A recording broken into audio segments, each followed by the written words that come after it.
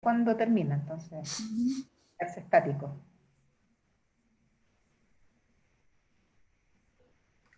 Listo.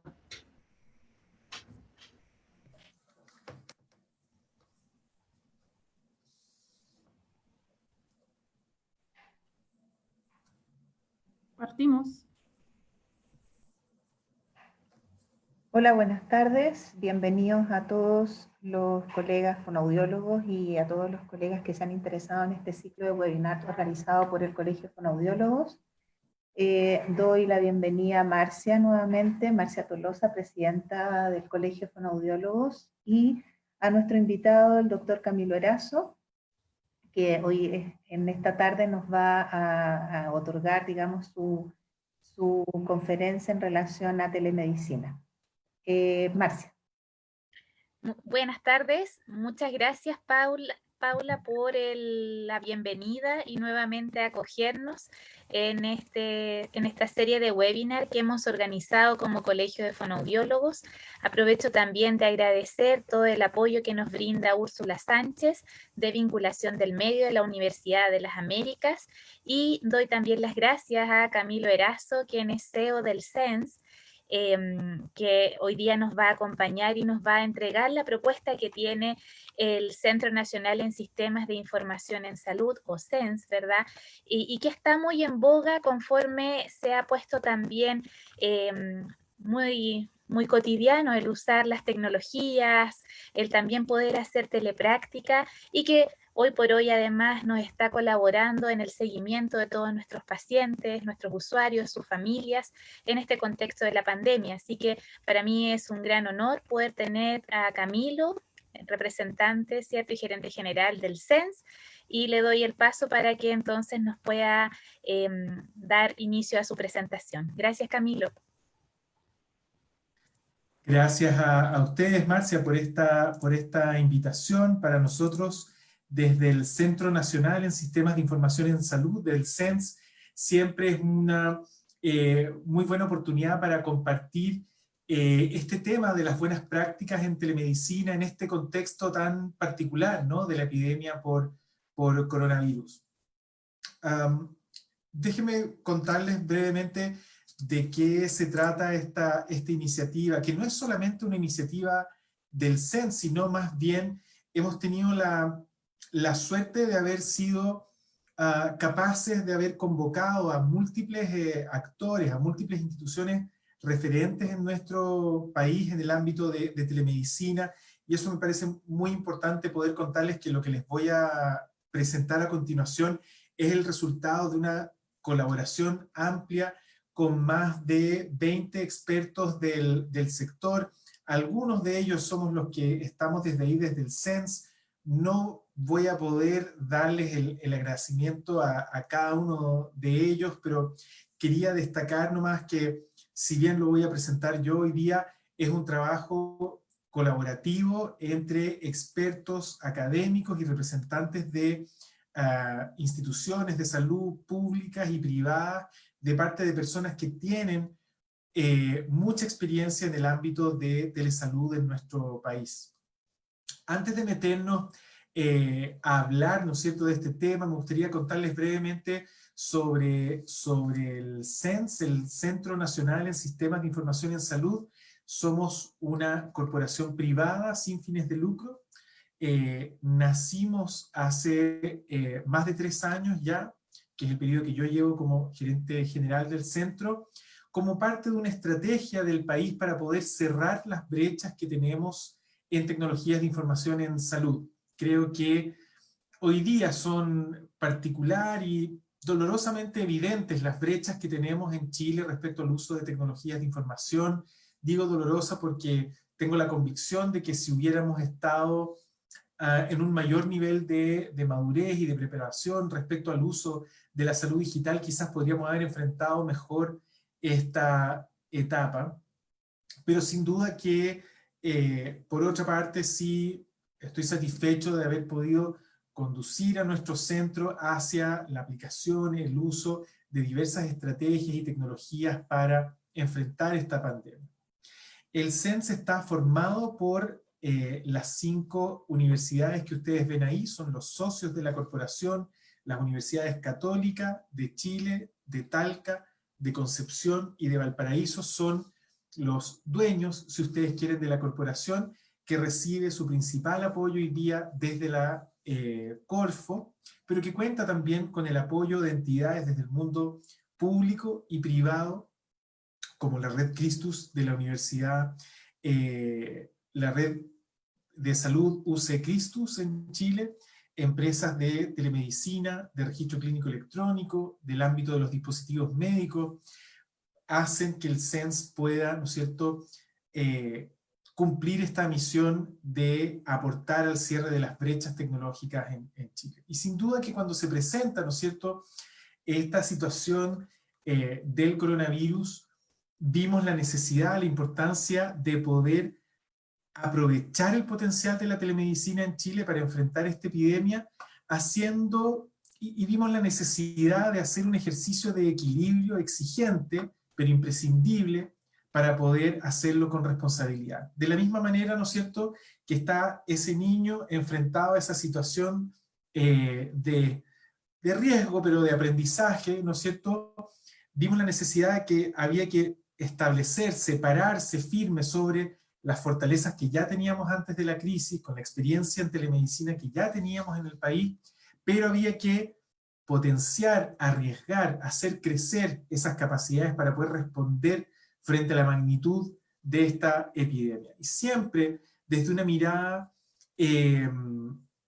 pragmática, pero aterrizada en la realidad y sin perder de vista, por lo tanto, que las tecnologías también pueden tener limitaciones y riesgos que si no se manejan, si no se gestionan, pueden terminar produciendo más problemas que beneficios. ¿Cuál puede ser o cómo vemos el rol de la telemedicina frente al coronavirus? Aquí me estoy apoyando en un diagrama que no es académico, pero es bien explicativo. Se lo robamos, entre comillas, al doctor Víctor Ten, un residente de una unidad de cuidados intensivos, que él dice, mira, el coronavirus va a venir en distintas oleadas y con distintos tipos de impacto. Y frente a eso, nosotros creemos que la telemedicina va a jugar, por lo tanto, distintos roles, paralelos, complementarios. Una ola de impacto del coronavirus es sin duda algo que estamos lamentablemente viendo en nuestro país, que es la mortalidad y morbilidad inmediata por el coronavirus, ¿no? Y que trae una cola que se refiere a la recuperación post hospitalización en cuidados intensivos para pacientes que tienen las formas más agresivas de la enfermedad. En el caso, ¿no es cierto?, de esta ola, la telemedicina debe ser una oportunidad para estar permanentemente y frente a cualquier interacción con un paciente, con un usuario del sistema de salud, sospechando oportunamente, detectando un caso o eventualmente un contacto de riesgo. Y para las personas que ya se ha confirmado, ¿no es cierto?, el caso, una oportunidad para hacer un seguimiento más estrecho, un trabajo clínico incluso con esos pacientes, después, ¿no es cierto?, de su recuperación de la enfermedad. Ya estamos viendo, y seguramente a ustedes también, desde el ámbito de la fonoaudiología, les está tocando enfrentar pacientes que, dada la restricción de recursos en la atención urgente o crítica, ¿no es cierto?, de procesos de enfermedades no COVID, ya están teniendo impacto por no poder atenderse en una red que está, ¿no es cierto?, con su capacidad muy exigida. Y ahí la telemedicina da la oportunidad para poder hacer un manejo prehospitalario lo más adecuado posible, derivar oportunamente, prevenir, ¿no? Sabemos que en otros países está pasando, y aquí en Chile hay reportes de lo mismo, que hay pacientes que se están demorando más en consultar, incluso cuando tienen cuadros graves, cuadros abdominales, accidentes vasculares, infartos. Los pacientes se esperan más en la casa, asustados de contagiarse en el sistema de salud, y eso está generando un impacto también indirecto del coronavirus. Sin duda, y esto va a depender también de en qué medida nuestro sistema tenga la flexibilidad y la capacidad de adaptarse, el coronavirus puede impactar el cuidado, el seguimiento de personas con enfermedades crónicas. Y aquí es donde vemos un rol muy importante para la telemedicina, especialmente en manos de los profesionales de salud que atienden regularmente a estos pacientes, están usando, están utilizando, se están atreviendo a utilizar la telemedicina como una forma de mantener la continuidad de cuidado de esos pacientes y evitar una carga sanitaria adicional por la descompensación de esas personas. Y finalmente, y creo que ya estamos empezando a ver varias de sus consecuencias, va a haber una ola que aquí está dimensionada como la de mayor tamaño y quizás va a ser así. Como les digo, este no es un diagrama académico, no sale de estimaciones cuantificables, precisas, sino que más bien es una diagrama que refleja una perspectiva de una persona, pero que a mí me parece que grafica bien, y he visto utilizadas también en otros lados, esta idea de que uno de los impactos más profundos, severos y eventualmente duraderos en el tiempo va a ser en el ámbito de salud mental. Y ahí, bueno, ese también es uno de los ámbitos donde la telesalud resulta más útil y tiene un potencial interesante también para poder aportar, ¿no?, al cuidado de estas personas. En resumen, telemedicina en esta época de pandemia no es solamente para el coronavirus, sino también para abordar otras necesidades de salud que van a surgir.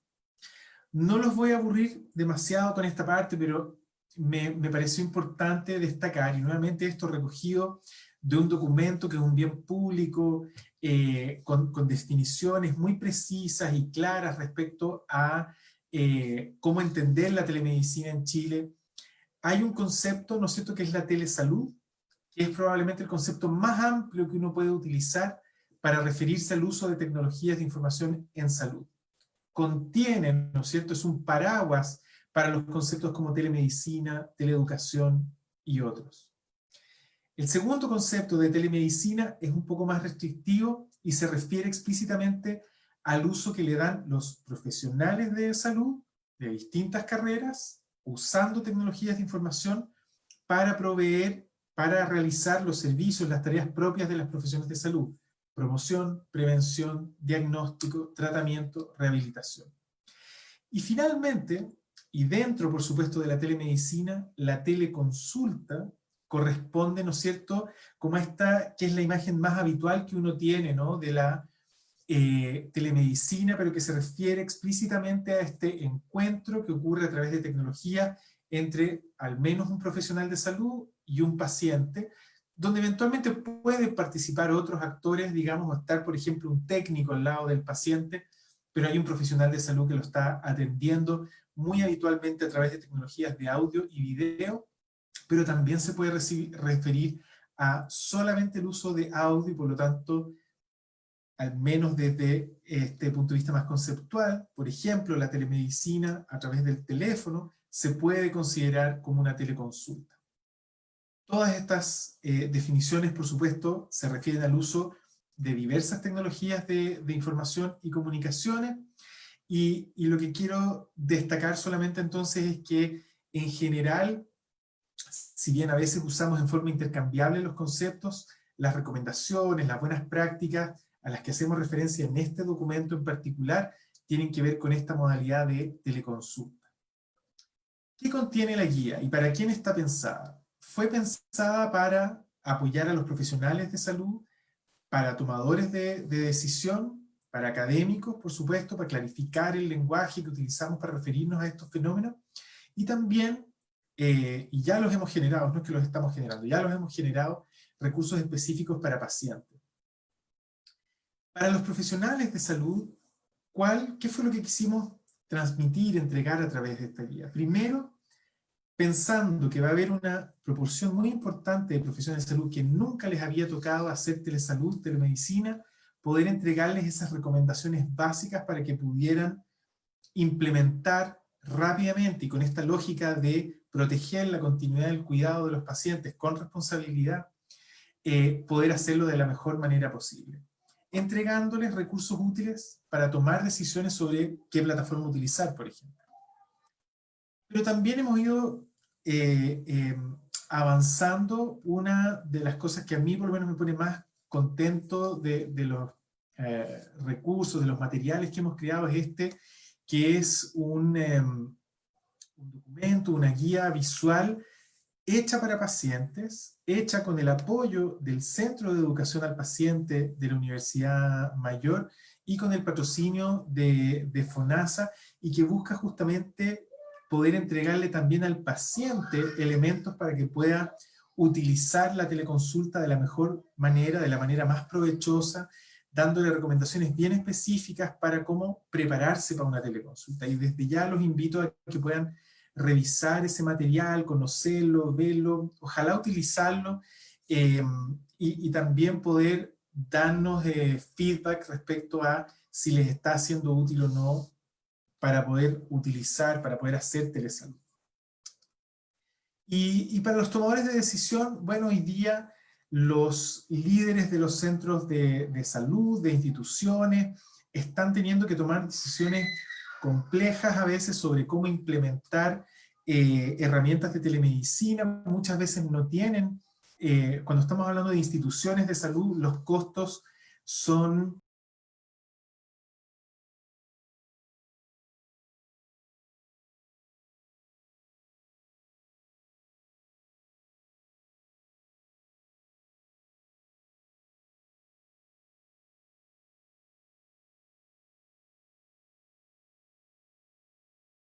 sino que es probablemente una estrategia que voy a tener que implementar para un año, 2 años, y hacia el futuro, para poder realmente usarla bien.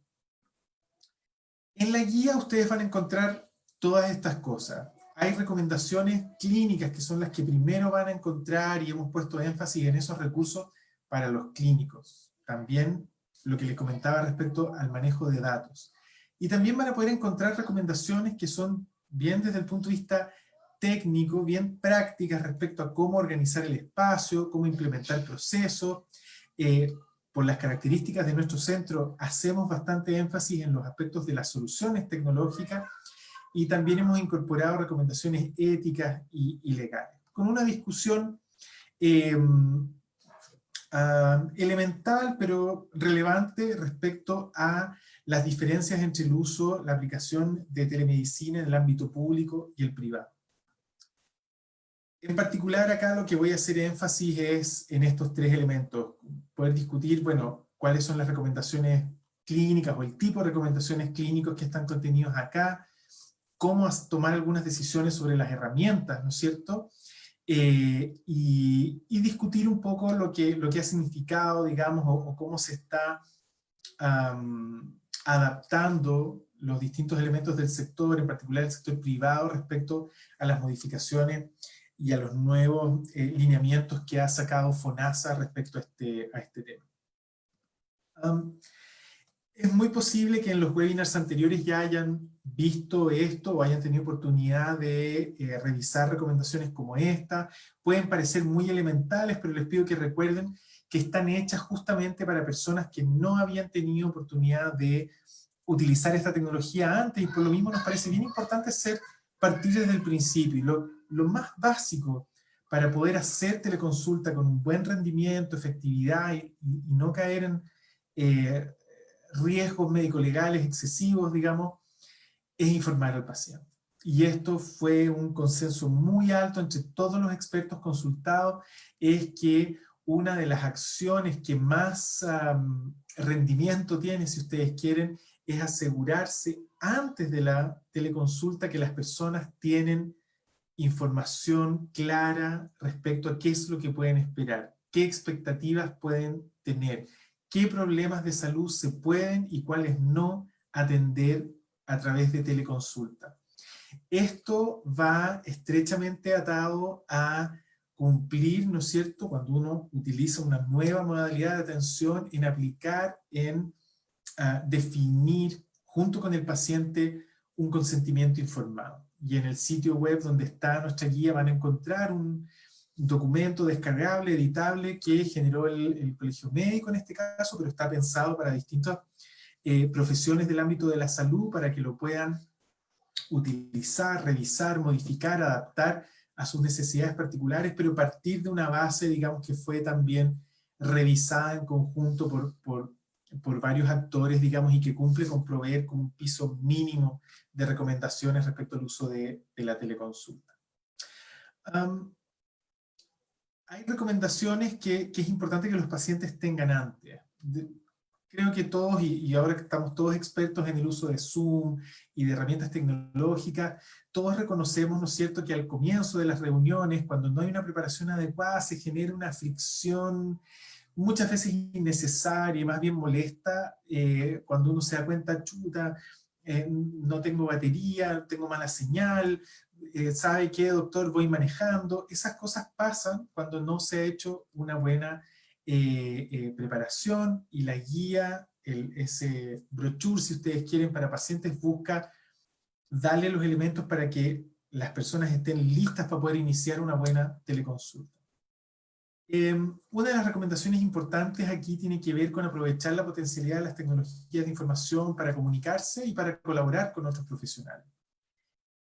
Muchas veces, ¿no es cierto?, la comunicación entre profesionales en un ámbito institucional ocurre en momentos como de intersección. Me encuentro con el colega en el pasillo o con la persona que me derivó, me dijo, oye, me acuerdo de ese paciente que me mandaste, ah, sí, mira, tenía esto, esto y esto. Y esos son elementos que quedan de alguna manera registrados, ¿no?, para el profesional. Al tener que estar trabajando a distancia, esas ocasiones desaparecen, y ahí cobra más importante formalizar algún tipo de conversación, aunque sea breve, con el profesional o la persona que deriva, para poder tener más información con, respecto al paciente que voy a atender.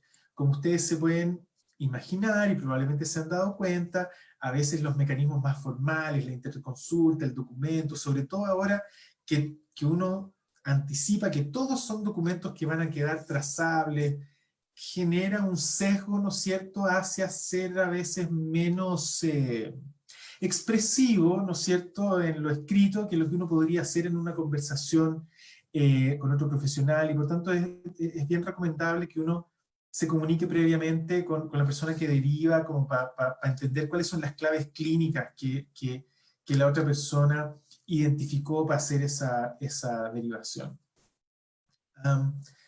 Los ámbitos de privacidad y confidencialidad tienen que ser protegidos usando todas las herramientas que tengamos a nuestra disposición para poder hacer eso. Cuando son pacientes que se están viendo por primera vez, es recomendable corroborar la identidad del paciente a través de algún mecanismo sencillo, como preguntarle datos que yo pueda identificar, y de la misma manera es importante que el profesional que atiende se presente, se identifique. Esto es facilitado por el uso de la credencial institucional, del uniforme de esa institución.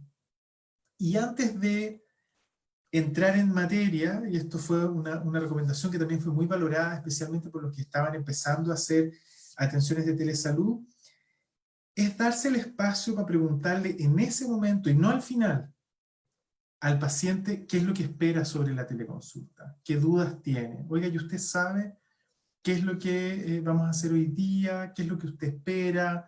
¿Tiene alguna pregunta sobre esto, que es la primera vez que usted se atiende por teleconsulta o no?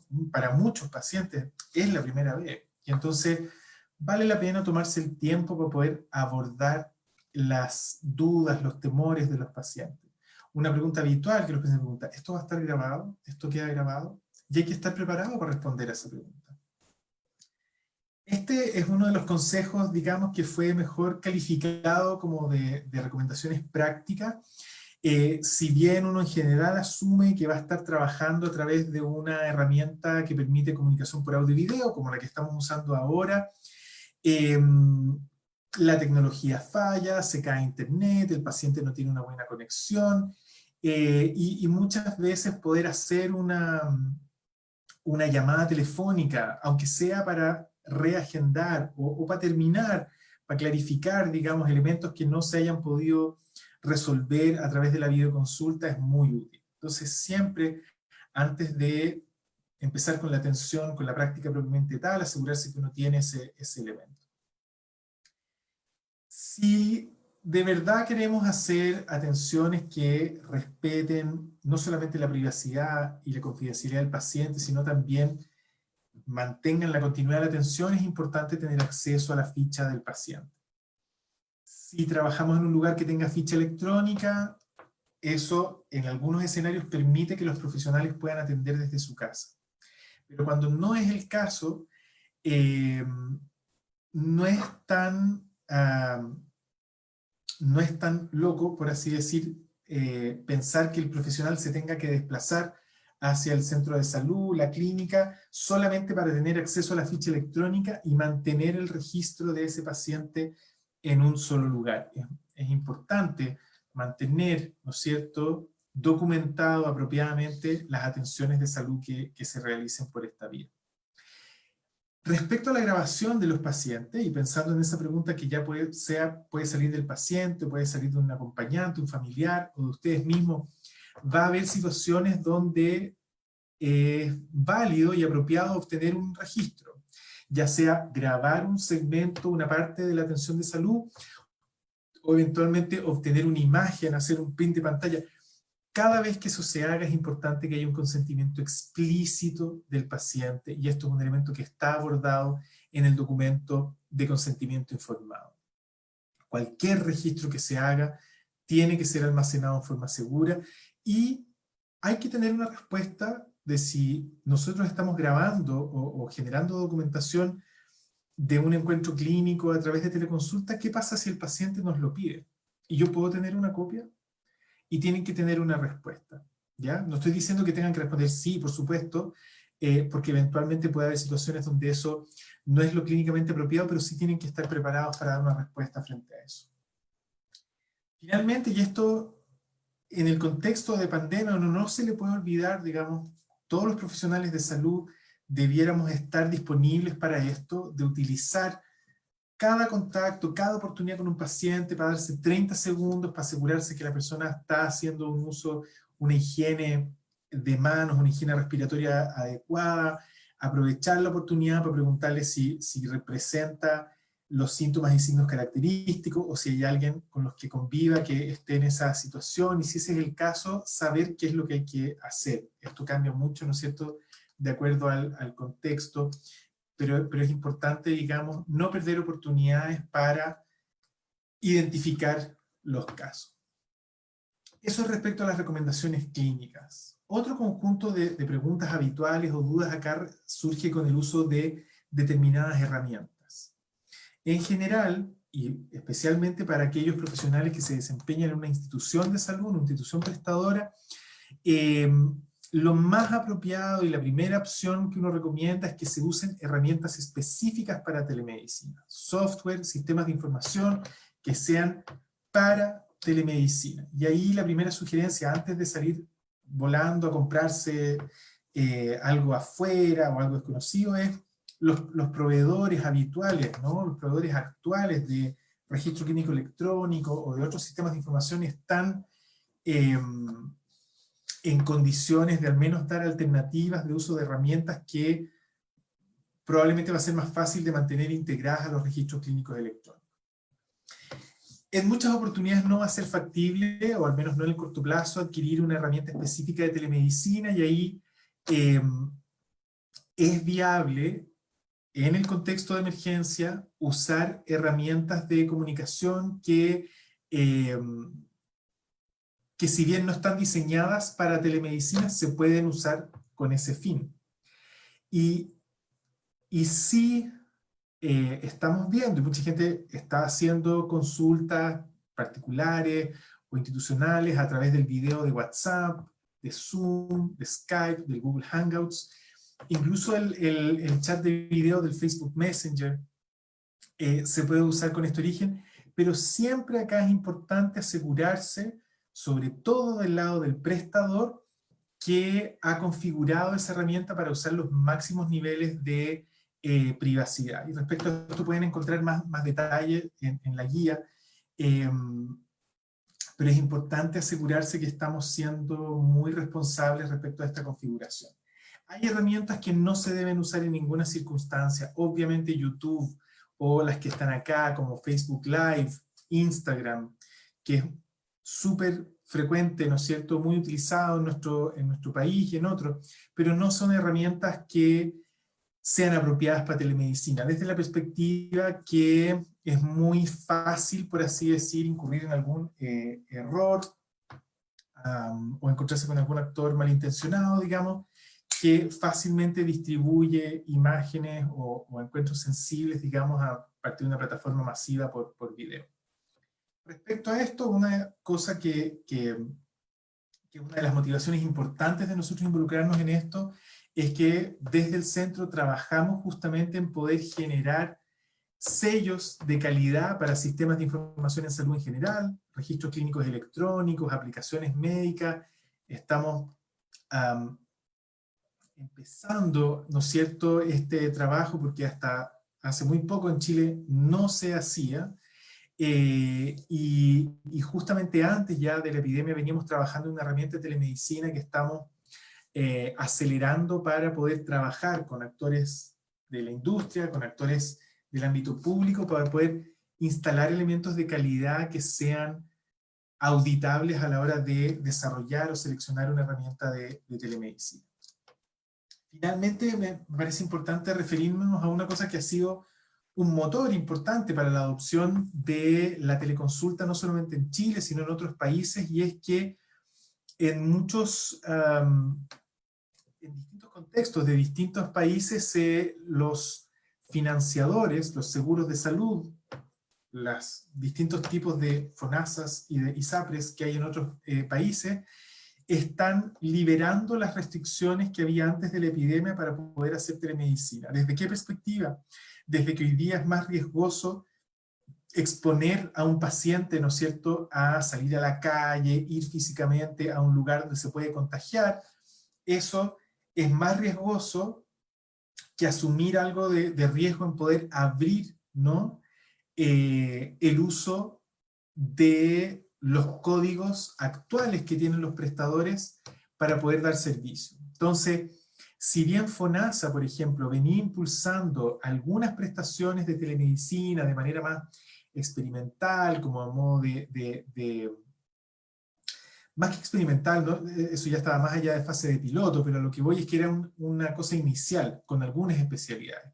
Y hoy día, frente a esta situación, FONASA decide y dice, mira, voy a abrir una serie de prestaciones, algunas que se pueden hacer desde la primera consulta, otros desde una segunda consulta, es decir, para pacientes conocidos, pero voy a dar la posibilidad a que esto sea algo que los prestadores puedan usar, implementar efectivamente para mantener la atención de sus pacientes, para evitar la interrupción de los tratamientos.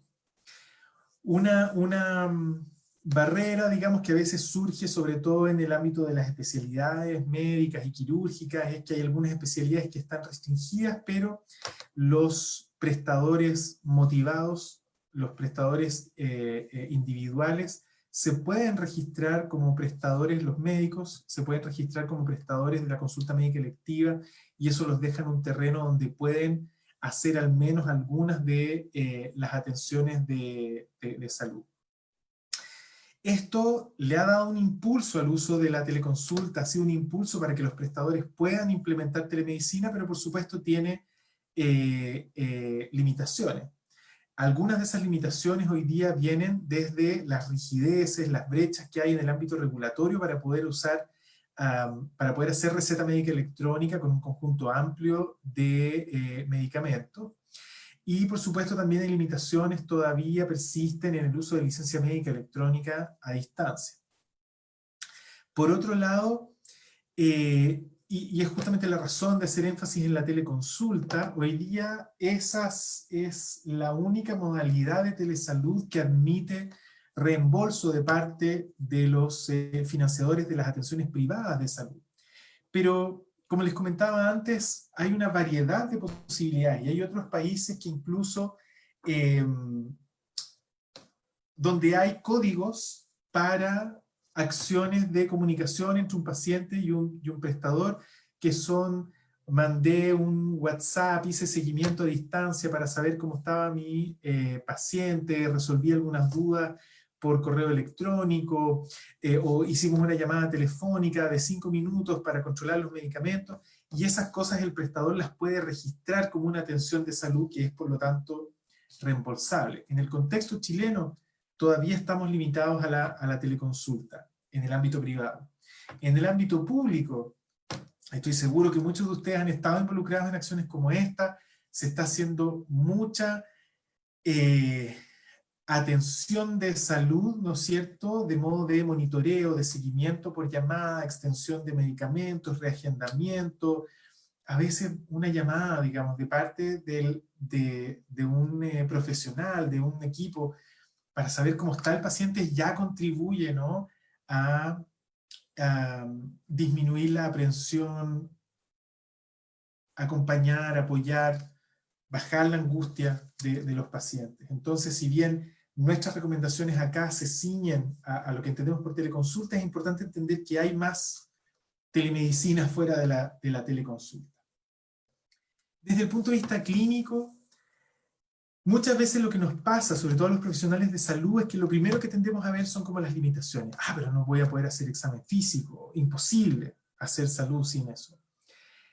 Obviamente hay restricciones a lo que uno puede hacer por la teleconsulta, pero también la invitación acá, al menos desde nosotros, es a mirar las oportunidades que abre la teleconsulta. Y esas tienen que ver con el privilegio, llamémoslo así, de poder conocer, de ver al paciente en su entorno familiar o laboral, dependiendo de dónde esté tomando, ¿no es cierto?, de dónde se esté realizando la videoconsulta. Y donde uno, si es responsable y criterioso, pero también creativo y abierto, se genera la oportunidad, por ejemplo, de decirle, ¿sabes qué? Pídale a su pareja que venga. O, ¿sabes qué? Llama a tu papá, dile, porque tengo una duda que quiero resolver con él. Si un paciente no se acuerda lo que está tomando, y hay tiempo, uno dice, vaya por favor a su pieza y tráigame la lista de los medicamentos. Y ahí, como está en la última foto, creo que esto, para los que trabajan desde el punto de vista de, llamémoslo, de los aspectos más conductuales de las enfermedades crónicas, por ejemplo, hoy día un nutricionista, un nutriólogo, le puede decir al paciente, a ver, muéstrame lo que tiene en su refrigerador, ¿qué es lo que tiene? Le voy a enseñar cómo preparar esto, ojo con estos alimentos que tiene aquí. Yo no me imagino hoy día, digamos, como qué aplicaciones específicas puede haber para este tipo de intervenciones, oportunidades en el ámbito de la fonoaudiología, pero estoy seguro que pueden aparecer, y las primeras que aparecen ahí tienen que ver con ser capaces de vincular, entender, conocer mejor el contexto en el que está nuestro paciente. Este paper salió hace muy poquitos días, hace 3 semanas recién, después de que ya habíamos publicado la primera versión de la guía, y me pareció importante rescatar unos puntos que a mí por lo menos me hicieron mucho sentido y que resuenan fuertemente con la experiencia que hemos encontrado con otros actores. Y tiene que ver con lo que plantean estos destacados autores en el ámbito de la innovación en salud y de la telemedicina, y dice, es importante aprender de la investigación cualitativa antes del coronavirus y aprender de eso. Y lo que dicen estos autores es que los factores que determinan el éxito del uso de la telemedicina no son solamente tecnológicos, no son económicos, no son desde el ámbito regulatorio, sino que hay un componente muy fuerte para determinar el éxito del uso apropiado, de la introducción de la telemedicina en las personas. Y al parecer, un elemento muy determinante del éxito de la implementación de la telemedicina es la presencia de personas que son reconocidos como innovadores, que son campeones de una causa, y eso quiere decir que están dispuestos a comprometerse a nivel personal, poner parte de su capital social, por así decir, en pro de un cambio. Y es la presencia de esas personas, clínicas y no clínicas, ¿no?, que puede determinar el éxito o el fracaso de proyectos complejos y ambiciosos de telesalud. a mí, digamos, por lo menos no me convence todavía esta idea, digamos, de que la telemedicina llegó para quedarse y casi como que hay que surfear la ola nomás.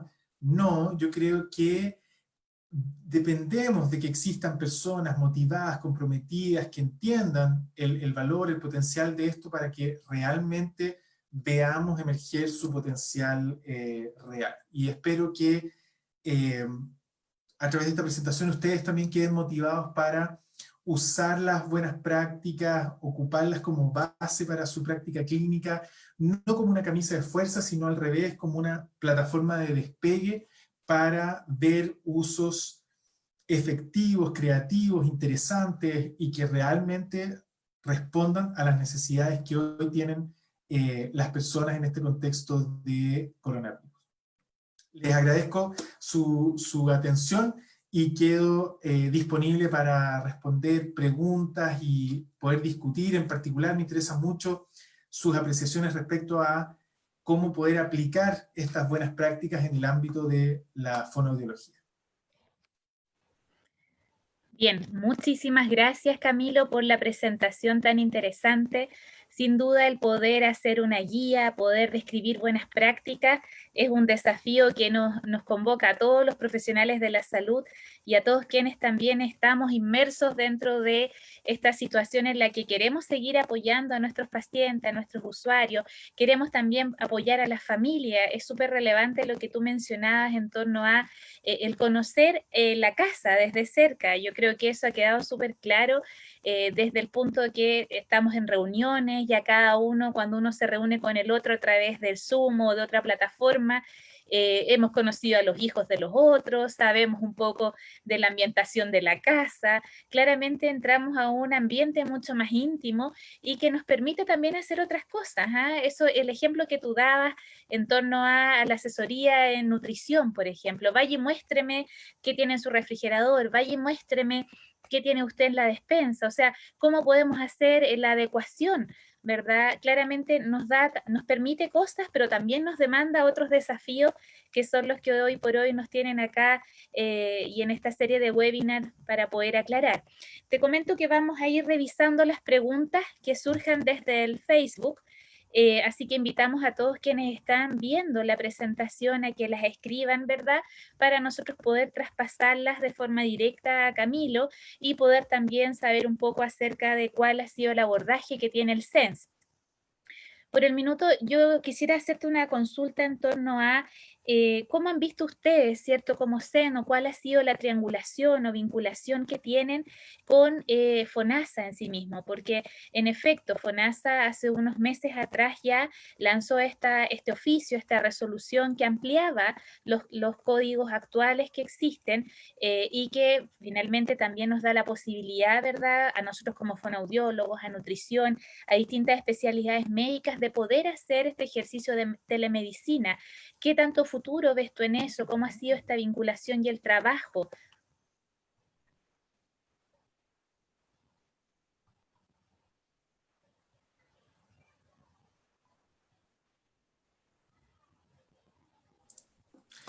Disculpen, no sé si soy yo, pero me quedé sin el audio de Marcia. No te preocupes, lo vuelvo Ah, a ya. Pero comentar. entendí que me estabas preguntando sobre el rol de FONASA, ¿no? Sí. Como un...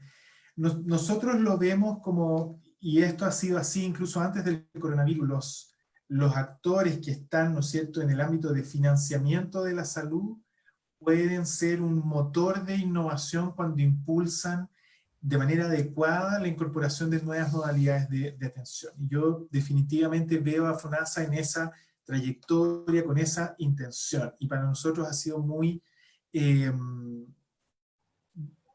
importante corroborar la voluntad de FONASA de trabajar de manera sistemática en esto, de manera sustentable desde la perspectiva de que entienden muy bien que esto no es solamente una respuesta a la crisis, sino que representa una oportunidad de generar cambios profundos y permanentes en la manera de entender cómo se entrega salud, ¿ya?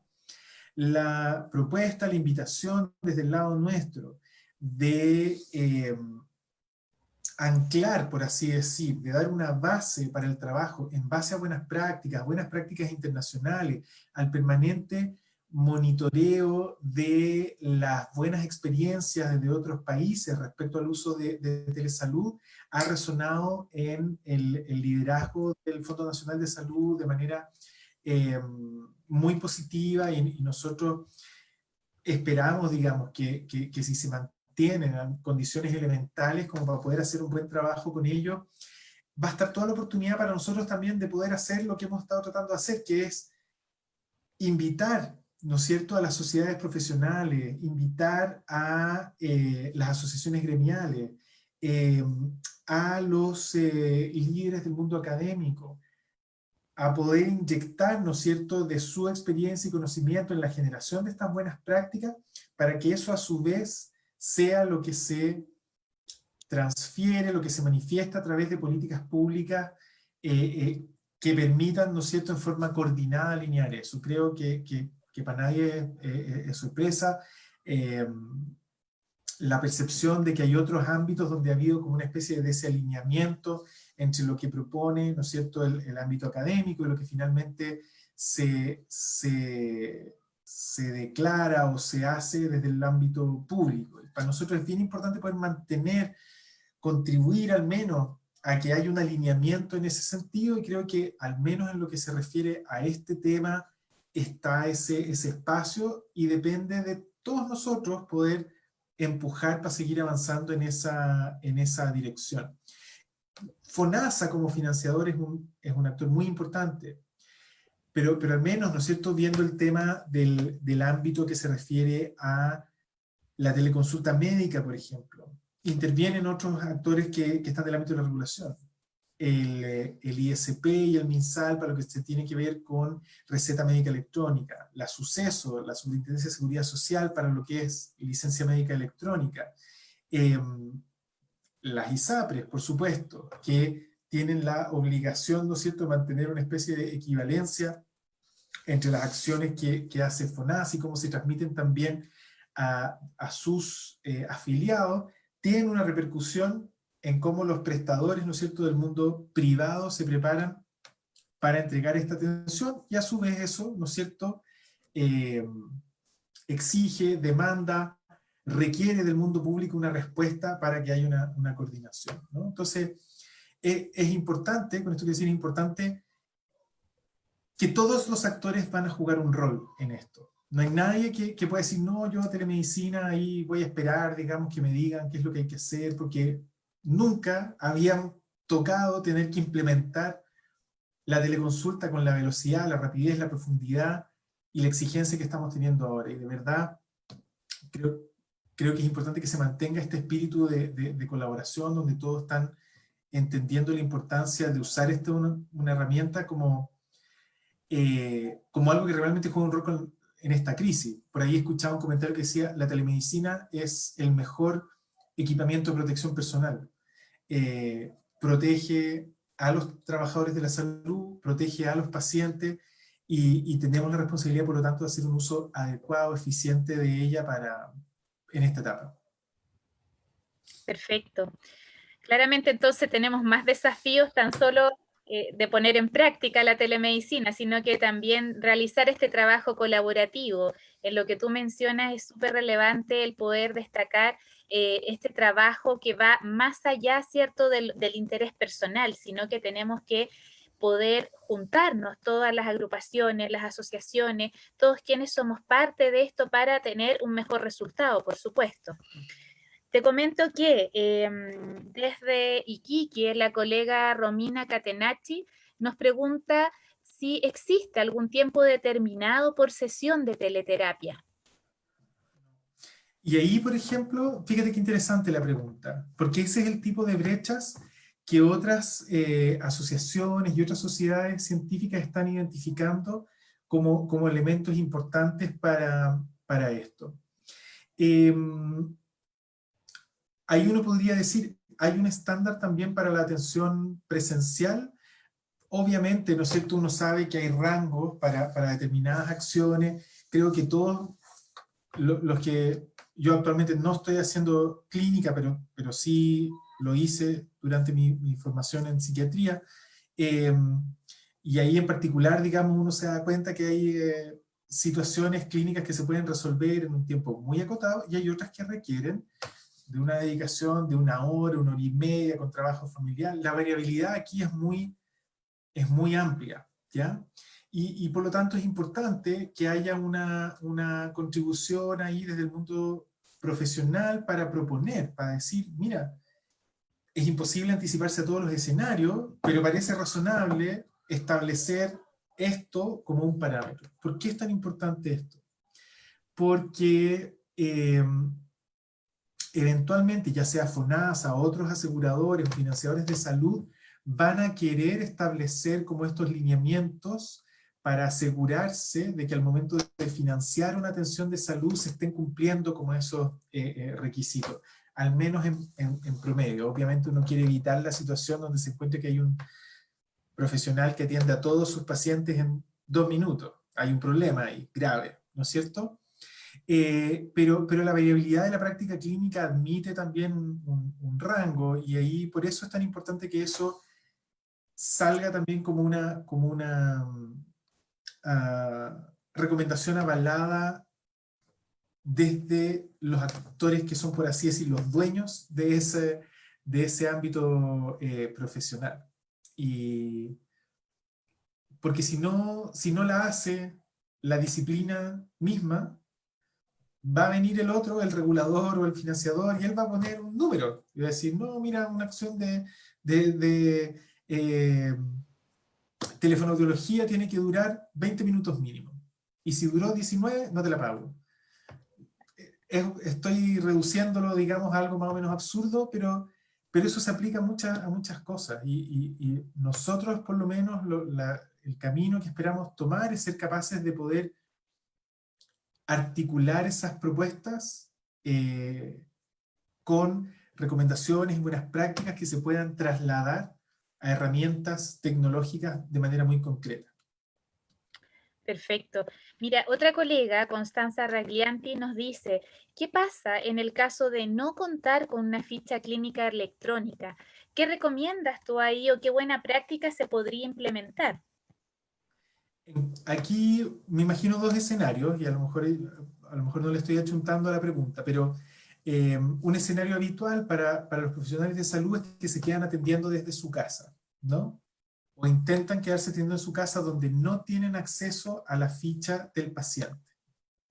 Y eso, por supuesto, hay que evaluarlo caso a caso, pero si uno no está ahí con la ficha del paciente, se abren 2 ramas, ¿no? Si es mi paciente, si es un paciente conocido, que yo atiendo hace tiempo, que conozco, se admite, digamos, que yo le puedo prestar una atención, hacer algún tipo de registro y luego sumar eso a la ficha.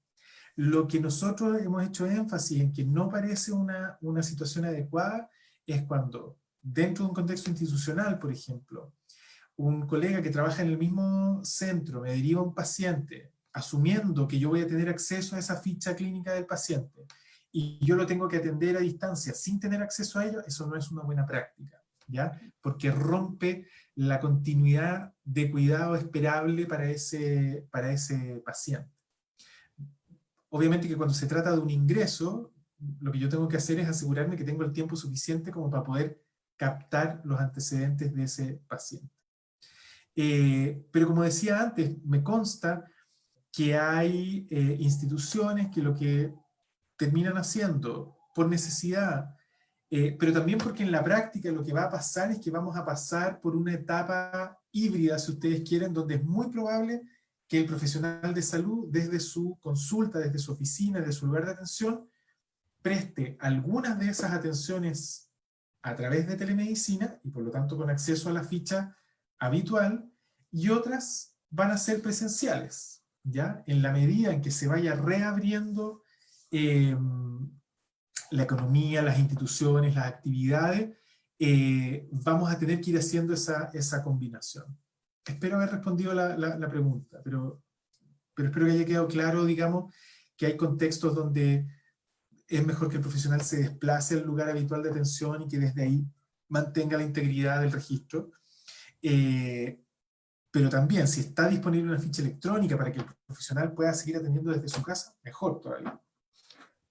Claramente ahí nos faltaría un poco más equiparar, ¿cierto? Todos los lugares y los centros hospitalarios, aun cuando cada vez son más frecuentes también la obtención de fichas electrónicas, pero tendríamos que evaluar cómo se da también en lugares mucho más alejados de lo que es Santiago, lugares o zonas más extremas, en donde claramente ya también la telepráctica o la telemedicina reviste un gran desafío, aun cuando tiene un gran impacto. O sea, por mencionar lo que está haciendo o lo que hizo los institutos de Teletón, claramente esa fue una experiencia pionera en toda esta incorporación de la telepráctica en contextos más remotos. ¿Sí? Así que, por supuesto que tenemos tanto que hacer ahí. Mira, te comento que otra colega expone, Mónica Cardona, nos dice que las casas de estudio, en efecto, tienen un desafío por delante en la formación de nuestros estudiantes sobre esta modalidad clínica.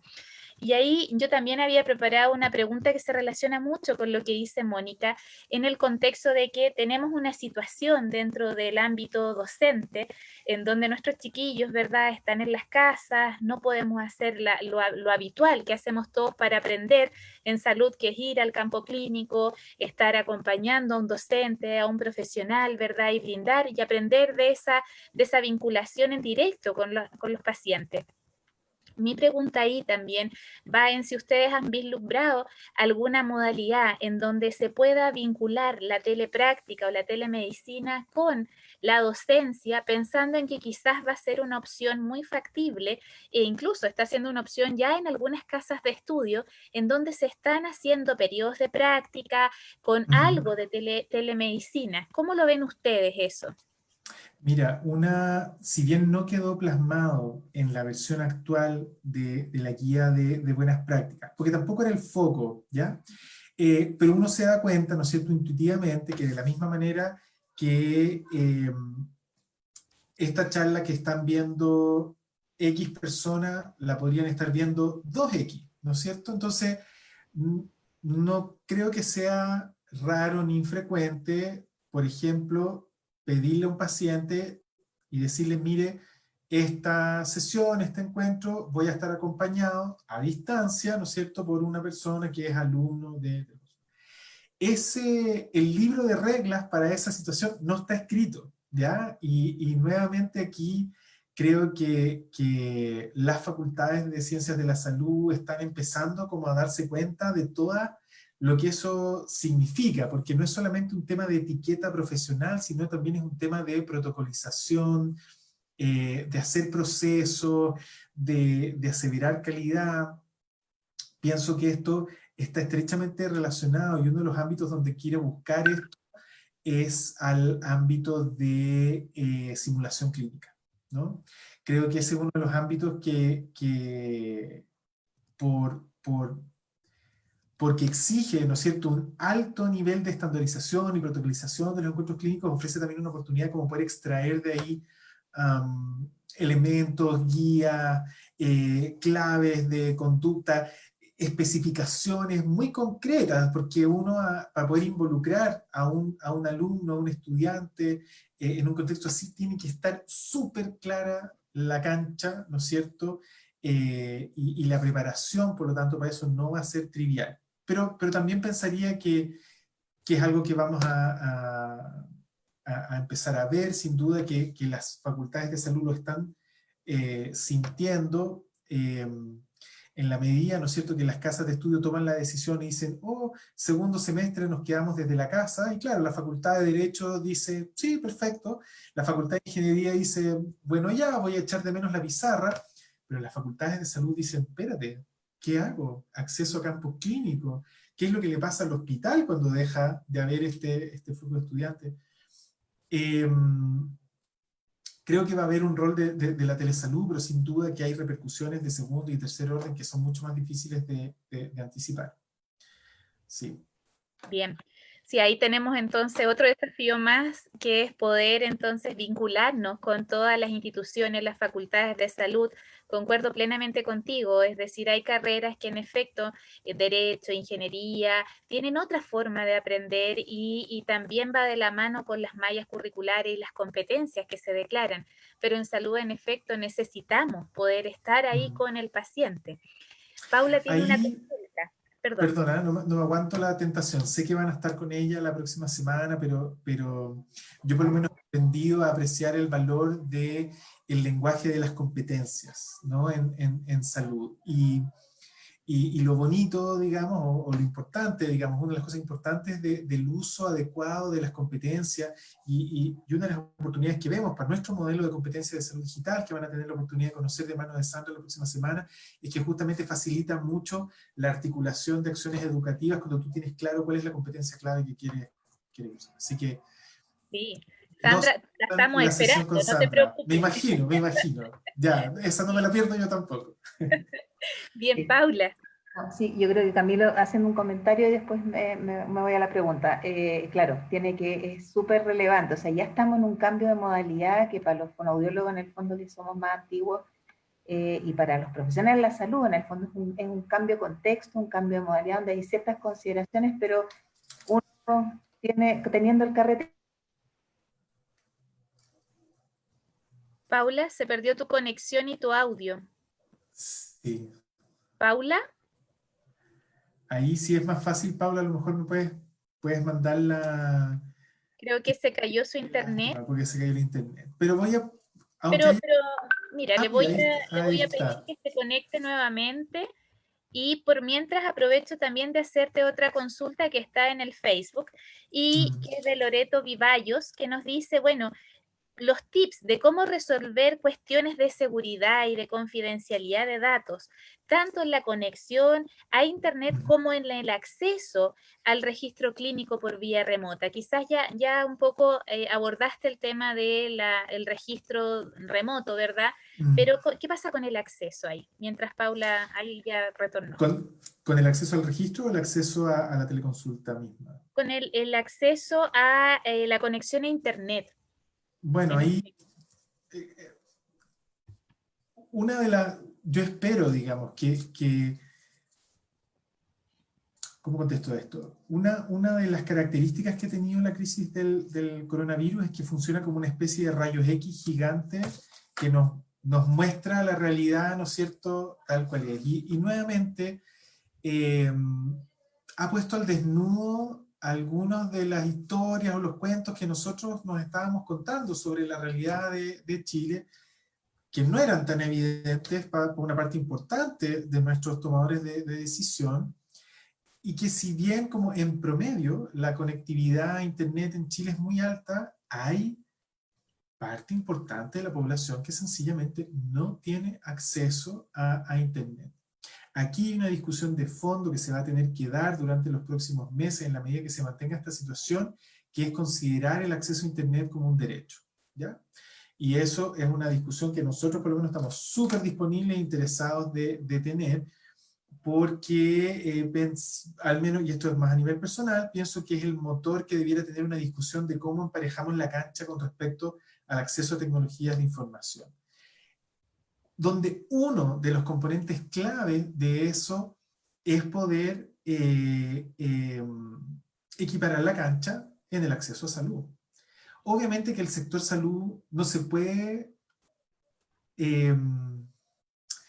hacer cargo de esas carencias. Si bien muchas veces nos toca como salud ser el canal a través del cual se intenta reparar eso, y me consta que hay centros de salud que terminan gastándose plata, digamos, como para pagarle los pasajes, los traslados a los pacientes, creo que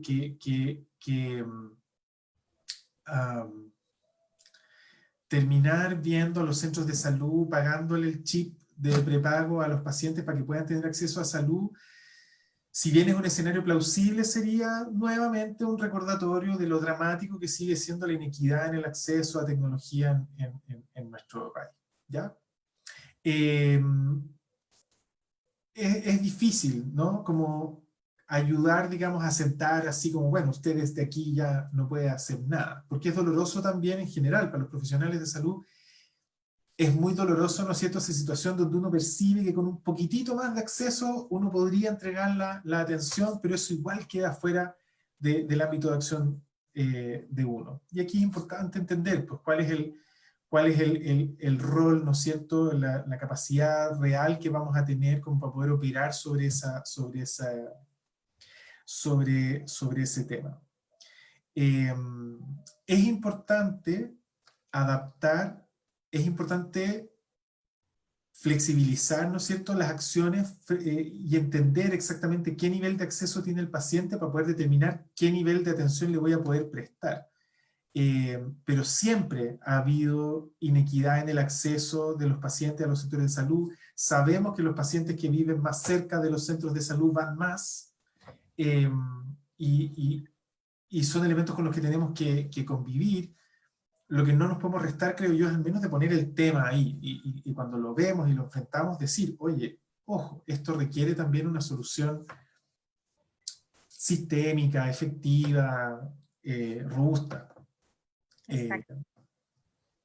La semana pasada un colega que trabaja en APS, dentro de su charla, tuvo una pregunta muy relacionada a lo que tú mencionas.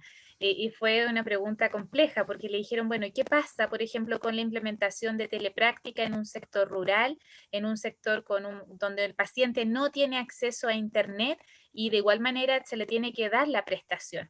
Entonces el colega decía, bueno, es que ahí es donde funciona también este modelo más comunitario, en donde tú buscas la red que tiene esa persona, ¿verdad? Y si hay un vecino o hay una persona, a lo mejor en la comunidad rural, que tiene el acceso al Internet, se hace la vinculación con esa persona de modo tal de apoyar al paciente. O sea, aquí también... Los telefacilitadores.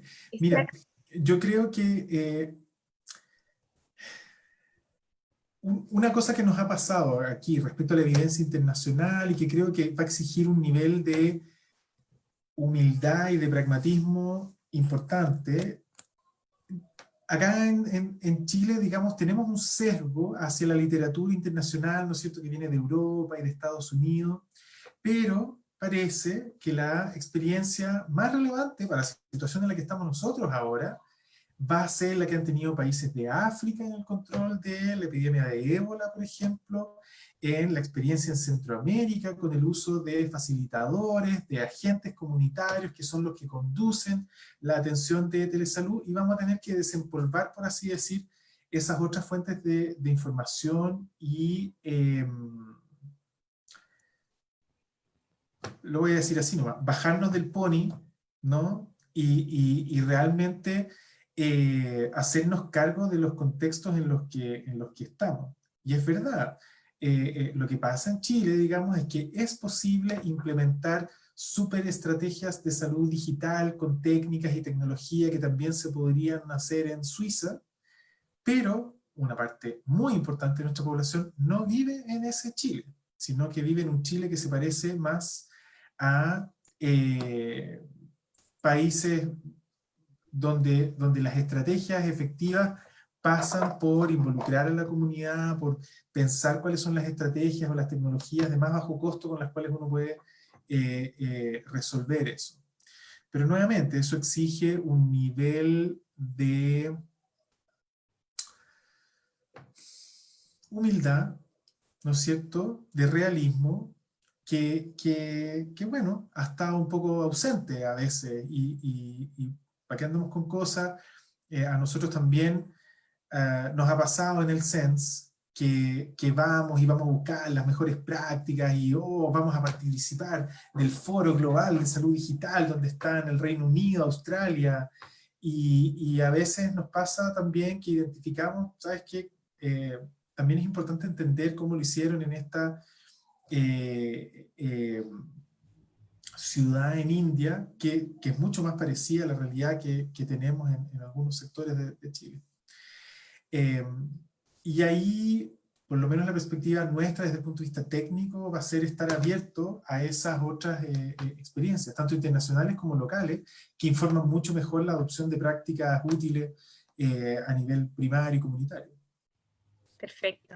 Bien, ahora sí, Paula ahora sí está conectada, estamos con el internet, Paula. Y te decía, bueno, era que era un desafío, retomando el speech anterior, que me quedé hablando sola, que es relevante y es un desafío para quienes formamos, porque ya es un desafío adaptar la metodología, obviamente, que formar personas y yo creo que el tema de la simulación o de la telesimulación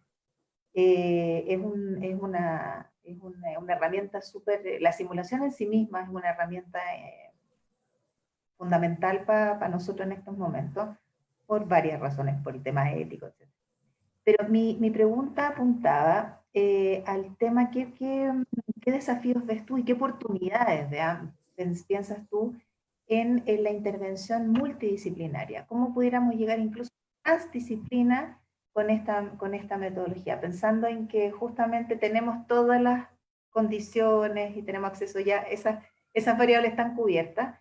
¿Qué posibilidades habría de llegar a Kemchi con, con una intervención multi y ojalá transdisciplinaria? Yo creo que ahí, digamos, tú has dado en el clavo de un tema que, de la misma manera como hoy día nos estamos dando cuenta de que a lo mejor no necesitábamos trasladarlo físicamente para poder hacer ciertas cosas, como poder sostener un webinar interesante sobre el uso de telesalud, eh, el, la idea de invitarlos, ¿no es cierto?, a poder usar de manera creativa la tecnología para comunicarnos, justamente identificar estos nichos donde la creatividad y la capacidad, ¿no es cierto?, como de reinventar los procesos de atención, de docencia, van a ser muy relevantes, porque para poder hacer eso, ¿no? O sea, lo que tú en el fondo estás diciendo es que hoy día va a ser más fácil organizar sesiones con o sin el paciente, donde se juntan profesionales, técnicos, trabajadores de distintas disciplinas a compartir una mirada sobre un paciente o sobre una comunidad de pacientes en particular. Y vamos a tener que generar, ¿no es cierto?, procesos de cómo se documenta eso, ¿no? Un caso, ¿no es cierto?, es como lo que ha pasado con la cirugía, ¿no? Para ponerlo en otro ámbito bien, hasta hace no mucho, la responsabilidad, por así decir, que recaía en el cirujano principal, que era el único que tenía acceso directo a lo que estaba pasando ahí, sin posibilidad de que nadie más viera lo que estaba pasando, en la medida que se incorpora, ¿no?, la laparoscopía, otras técnicas quirúrgicas que están mediadas por video, te abre la posibilidad de exponer eso, ¿no es cierto?, a gente que está en otras partes y que eventualmente puede decir, oye, ojo ahí, ¿y por qué no mejor por acá? De la misma manera, la posibilidad de interactuar por estos canales con personas de distintas disciplinas va a abrir esas oportunidades para que los procesos de diagnóstico, de tratamiento, de rehabilitación de los pacientes cuenten con el aporte, la mirada de muchas más personas. Pero eso va a exigir también que seamos capaces de crear procesos y herramientas que logren articular eso de una manera que sea clínicamente relevante, factible y lo más importante, segura para el paciente. A mí por lo menos me entusiasma mucho las prácticas innovadoras que vayan a surgir a partir de esto. Bien, Camilo, mira, tenemos otra pregunta dentro de Facebook. Esta es de la colega Claudia Olivares, que nos propone el escenario de las personas que tienen dificultades en la comprensión del lenguaje. Una persona que tenga una afasia, ¿verdad? O que tenga una demencia, que además requiera de un cuidador.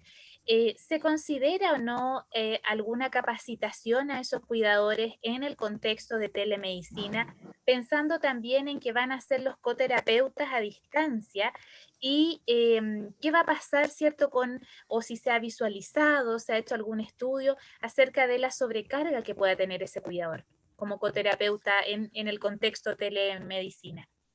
Sí, no que yo sepa, y no es mi principal tarea hoy día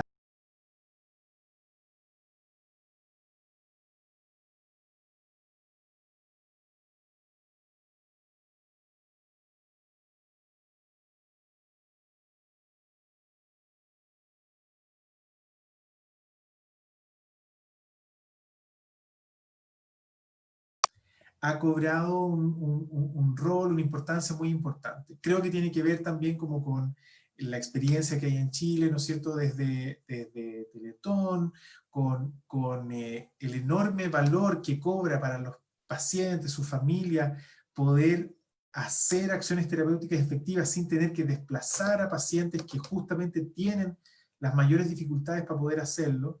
Y entonces la percepción del valor en eso es muy importante. Yo creo que en lo que se menciona en la pregunta de poder hacer un trabajo de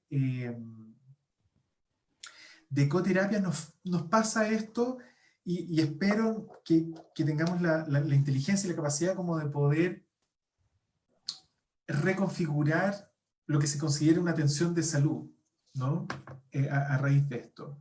¿A qué voy? Que todavía estamos un poco capturados, y eso nos va a pasar mucho rato, como por el concepto de la prestación. Como la prestación es algo que ocurre en un momento en el tiempo y que dura desde esta hora hasta esta otra, y eso, digamos, por vía de la repetición, nos ha llevado muchas veces a los profesionales de salud a entender la relación con un paciente como una lista de encuentros, ¿no? Ah, sí, lo he visto 8 veces. Pero para los pacientes esa no es la experiencia que ellos tienen, no, esa es una parte nomás, pero aquí como que repensar lo que es la relación entre el profesional, entre el terapeuta y el paciente y su familia, ¿no? Y ser capaces, y aquí también yo espero que sea un nicho de oportunidad, de entender, de crear herramientas tecnológicas que apoyen esa relación, ¿no? Hay como unos ejercicios teóricos bien bonitos, como que dicen, a ver, ¿qué pasaría si el registro clínico electrónico lo hubiera diseñado WhatsApp? ¿Cómo sería una ficha clínica electrónica hecha por Facebook? ¿Ya? No sería como las fichas electrónicas a las que estamos acostumbrados, que trata de reproducir la ficha de papel, sino que sería como una red de contactos donde yo mando información y las personas se comparten, hay notificaciones, me avisa, el paciente de repente manda una notita corta, estoy bien, llegué a la casa. ¿Ah? Es para dar cuenta, digamos, de que a mí por lo menos me parece inevitable en alguna medida que las actuales herramientas que tenemos para documentar, para describir el acto clínico, van a tener que cambiar para ser capaces de reflejar más bien la calidad de una relación entre un equipo de tratantes y un paciente y su familia. ¿Ya? Y este es un ámbito que no solamente acá no está desarrollado, sino que ni en Estados Unidos ni en Europa, recién, digamos, estamos como viendo innovaciones, digamos, que van en la dirección como de repensar profundamente cómo se usan los sistemas de información para capturar esa realidad. Exacto. Quisiera hacerte la última pregunta y que tiene relación un poco en el cómo abordar algún error diagnóstico a través de consulta por telemedicina.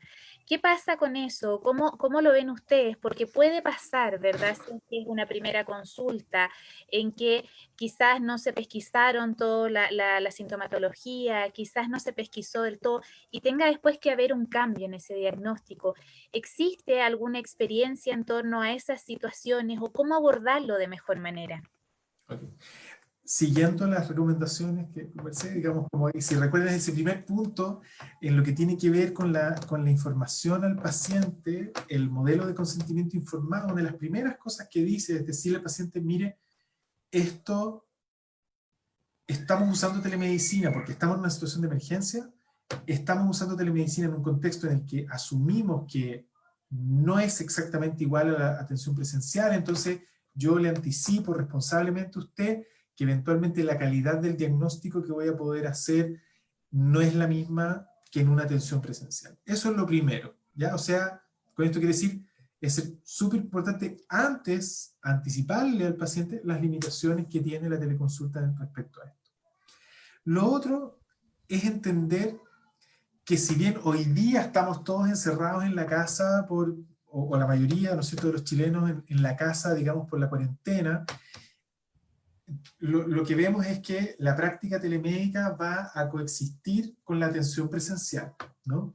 Y ahí distintas especialidades, distintas disciplinas están creando procesos telemédicos que están incorporados dentro de otros procesos de atención, ¿no? Y ahí, por ejemplo, la limitación que hoy día tenemos con esto de la prestación es que yo no sé antes de ver a un paciente qué diagnóstico tiene o qué tipo de diagnóstico tiene. Y solamente me voy a dar cuenta durante esa atención que le voy a tener que decir a un paciente, oh, ¿sabe qué? Usted va a tener que venir, ¿ya? Chuta, pero me va a cobrar la consulta igual. Bueno, llevamos media hora hablando, así que sí. Pues. Pero entonces, toda esa cosa no tiene que ver con que el profesional sea malo o sea bueno, sino que tiene que ver como con la rigidez que tenemos por la manera de cobrar eso. ¿Ya? Eso es importante entenderlo. Pero sí es importante hoy día transmitirle al paciente las limitaciones que tiene la teleconsulta para poder llegar a ese diagnóstico.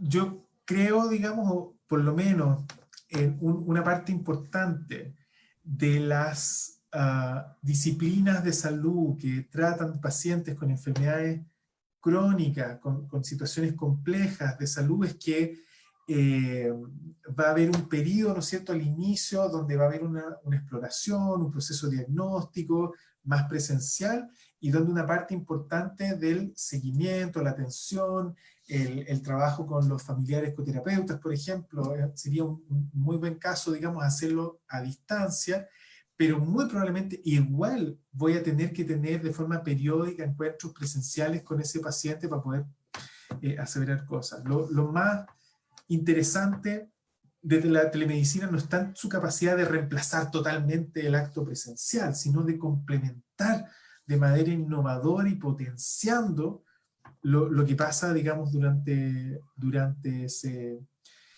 ese contacto o esa atención presencial. Perfecto, súper de acuerdo. Mira, tenemos una pregunta más, dos, perdón. Paulina Ruiz nos dice, ¿qué opinas de aplicar en pacientes con discapacidad cognitiva en el ámbito educativo? ¿Qué opinas tú acerca de esa implementación? La verdad no tengo mayor experiencia en eso, ¿ya? Me doy cuenta de que va a requerir, ¿no es cierto?, adaptaciones importantes. Una cosa interesante cuando hablamos de discapacidad y tecnología es que habitualmente la gente piensa, bueno, pero es que las personas que tienen algún tipo de discapacidad cognitiva, visual, auditiva, están en una desventaja respecto a otros usuarios. Ojo, que muchas de las funciones que hoy día utilizamos en nuestros teléfonos móviles nacieron del esfuerzo de diseñadores, desarrolladores, de resolver una discapacidad, ¿no? Por ejemplo, esto de poder escribir con una sola mano, poder separar el teclado, las distintas modalidades para poder visualizar el teclado. Todas esas cosas en su momento nacieron como un esfuerzo para poder facilitar o para poder cerrar la brecha de algún tipo de discapacidad. Entonces, nuevamente, creo que aquí obviamente requiere adaptaciones, vería eso como oportunidades para pensar, digamos, cómo... Sí, amor, pero ¿puedes cantar un poco más bajito, hija? Sí. Como oportunidades para buscar mejoras a esas tecnologías que puedan ser relevantes no solamente para esa persona, sino que para todos. Perfecto. Es importante plantearse también desde ahí, y lo que tú mencionas es muy cierto. A veces tenemos ciertos estereotipos o ciertas también concepciones previas en torno a esto, ¿sí? Última pregunta de Marcel Báez es en torno a si pudieras proyectar en el tiempo, ¿verdad? Los resultados de manera cual y cuantitativa de la efectividad en cuanto al contexto nacional. Pensando en esta telerehabilitación, considerando que probablemente hoy el impacto es mayor que hace un tiempo atrás, obviamente por el contexto, ¿cómo ves tú esa proyección cuántica y cualitativa de la implementación de telerehabilitación?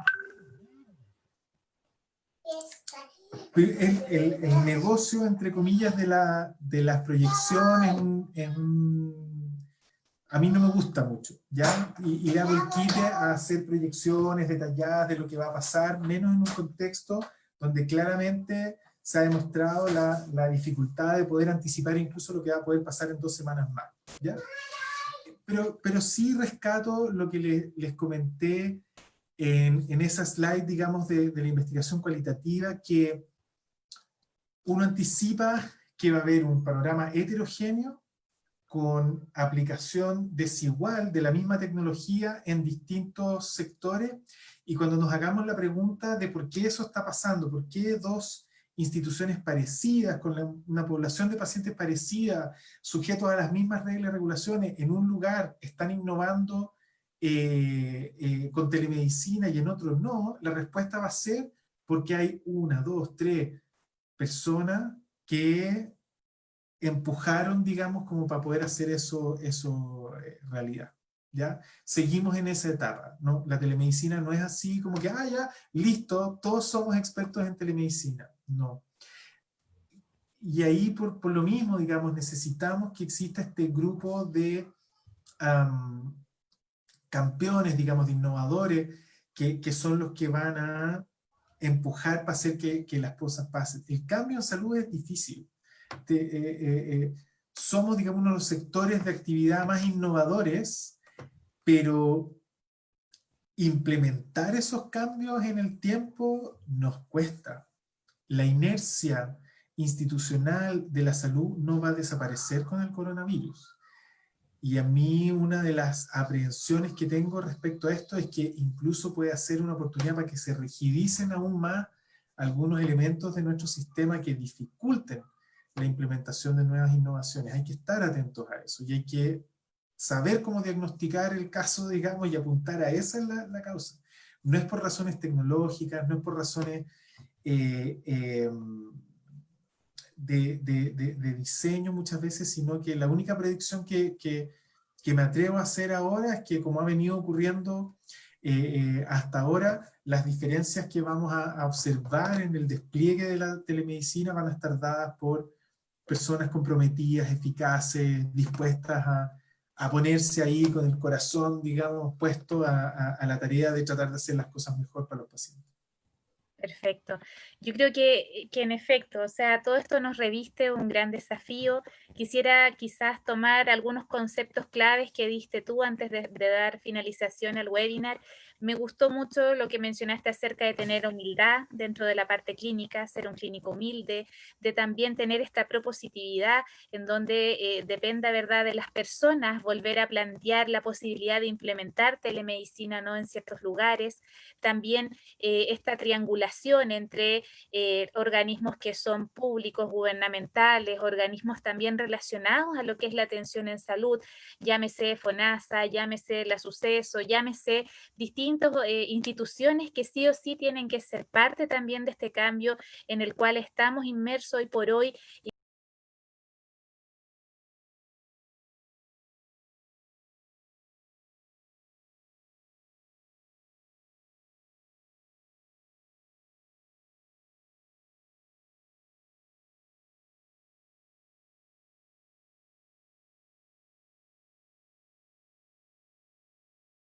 En donde la invitación está más que hecha, ¿cierto? Y ya llegó en torno a lo que efectivamente estamos vivenciando hoy en día y lo que también nuestros colegas, los pacientes, están hoy por hoy necesitando, porque en efecto la atención tiene que seguir, pero también podemos segurizarlos mientras lo hagamos desde totalmente nuestras casas o desde un control más remoto. Paula. Yo creo que, bueno, agradecer la oportunidad del tiempo que nos diste, Camilo, porque la verdad que desde la experiencia que tienen ustedes y desde lo que han trabajado, obviamente que nos plantea, obviamente nos confirma algunas aprensiones que teníamos, y obviamente nos abre a la posibilidad de que hay que tirarse, porque es una oportunidad, y obviamente que en las crisis hay oportunidad, y obviamente que en las crisis también se evidencia, se trasluce todo esto que de repente pudiera estar más escondido. Entonces, obviamente que todas las necesidades, las brechas, el acceso, y obviamente hay que adaptarse también a eso, ver otras formas, otras maneras de adaptarse y de llegar a cumplir con la accesibilidad, obviamente de acuerdo a los recursos que cada comunidad. Agradecerte mucho el tiempo, agradecerle la presentación, agradecerle a Marcia nuevamente por apoyarnos, o sea, digamos, por haber solicitado el apoyo a la universidad, y a nombre de la Escuela de Fonoaudiología de la UTLA les agradezco mucho que hayan estado hoy, a todos los presentes también les agradezco mucho la participación. Bien, yo también Gracias. quisiera agradecer a Paula por nuevamente hospedarnos acá en esta casa virtual de la UTLA, a Úrsula y a Camilo, por supuesto, por la excelente presentación, el abordaje. Y quisiera también destacar, tenemos un colega que está conectado desde Cali, Colombia, así que también un saludo fraterno para ellos.